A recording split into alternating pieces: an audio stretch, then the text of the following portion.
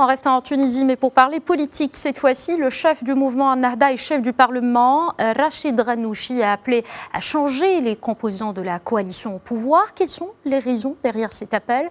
La réponse dans ce reportage signé Najwa Becha depuis Tunis. Après une trêve politique imposée par la crise du coronavirus, l'audition du président du Parlement par les députés le 3 juin a déclenché une guerre entre le parti Ennahda, le parti Tahia Tounes et le mouvement Chab, qui font pourtant partie de la coalition gouvernementale. Un grand conflit éclate au cœur de la scène politique, mettant en péril la stabilité gouvernementale. La dernière séance plénière a montré l'absence de solidarité au sein de la coalition au pouvoir. Comment le mouvement Chab et Tahia Tounes ont pu voter contre le mouvement Ennahda. La coalition actuelle doit être changée par un gouvernement d'unité nationale en permettant la participation du parti Qalb Tounes, classé 2e aux législatives. Le mouvement Ennahda a refusé dernièrement de signer le document de la stabilité et de la solidarité, un document présenté comme étant un pas important pour moraliser la vie politique, bannir les tiraillements et garantir plus d'harmonie entre les membres de la coalition.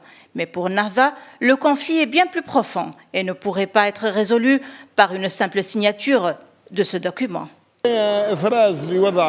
Cette situation est la sécrétion d'une situation compliquée et d'élections qui ont abouti à un Parlement dispersé. Cette situation est le reflet de partis contradictoires au sein du gouvernement et le parti Ennahda n'a aucune possibilité de résoudre la situation tout seul.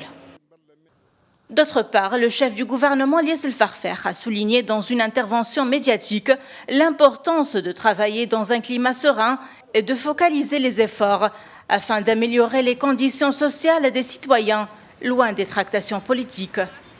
Ces tiraillements politiques interviennent alors que la Tunisie, qui peinait déjà à répondre aux attentes sociales de la population, est frappée de plein fouet par l'arrêt du tourisme et le choc économique dû à la pandémie. Depuis Tunis, Najwa Becha pour Medi 1.